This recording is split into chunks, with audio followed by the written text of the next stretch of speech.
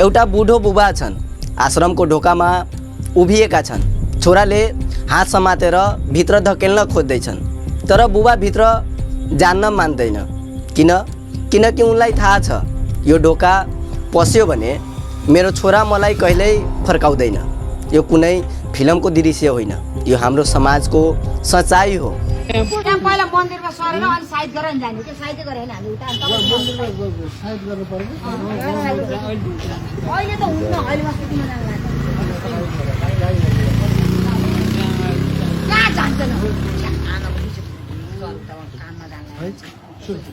सुन्नु तपाईँ अहिले चुप्प लाग्नु दाम साम के नभन्नु नि मन्दिर पर्दैन नाम नराख्ने यहाँ खान नदिने भएपछि म कसरी कसरी बस्नु हो नि आमाले दिनुहुन्छ नि है छोड्ने म चाहन्छु कि बोइ लाजको हुन्छ तर के अरे यता हेर्नु त आमाले के भने अरे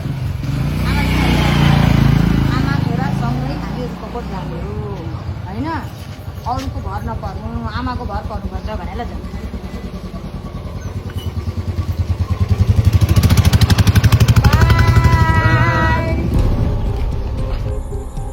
एउटा चरीले हामीलाई के सिकाउँछ? तुफान आयो, असिना पर्यो, हावा चल्यो। एउटा सानी चरी एउटा फुलदानीमा बसेका थिए। उसले के गरी? आफू भिजी, आफू चिसी, आफ्नो पखेटा मुनि आफ्ना बच्चाहरू लुकाइन्।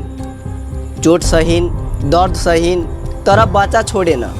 यो चरीको तौल कति होला? 200 ग्राम होला, तर यसको माया यो संसारको कुनै तराजुमा नाप्न सक्दैन। अब सोच्नुहोस्, हाम्री आमाले हामीलाई जन्माउँदा कति दर्द सही होला, हाम्रो बुवाले हामीलाई पढाउँदा कति पसिना बगाए होला। एउटा चरीले आफ्नो सन्तान छोडेन, तर हामी मान्छेले आमा बुवालाई छोड्छौँ।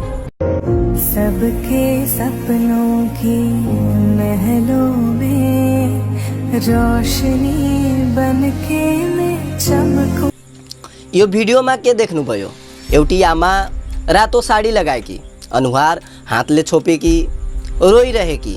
बुबा चुपचाप बसेका, आँखा रितो, किनकि छोराले मार्दै घर बाहिर निकालिदियो।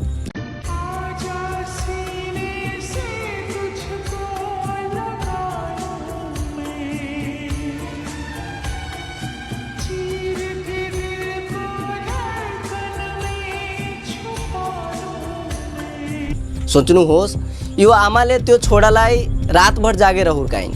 यो बुबाले त्यो छोरालाई स्कुल फी तिर्न आफ्नो खाना कटाए र आज त्यही छोराले हात उठायो। मलाई एउटा कुरा भन्नु छ, त्यो बुबा दिनमा कति खान्छ होला? 1 छाक, आधा छाक, जसले तपाईँलाई भोक नलागोस् भनेर आफू भोकै बसे। नेपालमा एउटा बुबा छन्, छोराले आश्रम लैजान खोज्छन्, बुबा भित्र पस्न मान्दैन। छोरा भन्छ बुबा यहाँ राम्रो हुन्छ। बुवाले के सोध्दै होला? मेरो घर छ, मेरो आँगन छ, त्यो आँगनमा तिमीलाई हिँड्न सिकाए, त्यो घरमा तिमीलाई सुकाए, हुर्काए। आज त्यही घरबाट मलाई निकाल्दैछ। वृद्ध आश्रम गलत होइन, तर जब छोराले आफ्नो सुविधाको लागि बाध्य पारेर लैजान्छ, त्यो दिन मानवता मर्छ। म तपाईँसँग एउटा कुरा सोध्छु, तपाईँको आमा अहिले कहाँ हुनुहुन्छ? बुबा के गर्दै होला? अहिले एकपल्ट फोन गर्नुहोस्, सोध्नुहोस् आमा खाना खानुभयो, बुबा ठिक हुनुहुन्छ? त्यो एउटा प्रश्नले उनको सारा दिन बन्छ। हामीलाई थाहा छैन यो फोन गर्ने मौका कति दिन बाँकी छ। त्यो चढीले तुफानमा आफ्नो बच्चा छोडेन, आमा बुवाले हामीलाई कहिल्यै छोडेन, हामीले पनि नछोडौँ। उनलाई महँगो उपहार चाहँदैन, ठुलो घर चाहिँदैन, चाहिन्छ तपाईँको माया, तपाईँको समय, चाहिन्छ तपाईँको आवाज।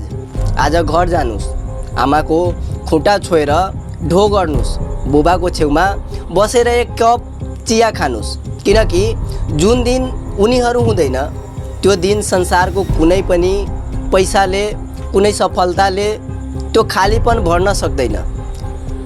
आमा बुवा छँदै माया गरौँ, पछुताउने दिन नआओस्। यो भिडियो आफ्नो आमा बुवाको लागि सेयर गर्नुहोला, लाइक गर्नुहोला, कमेन्ट गर्नुहोला।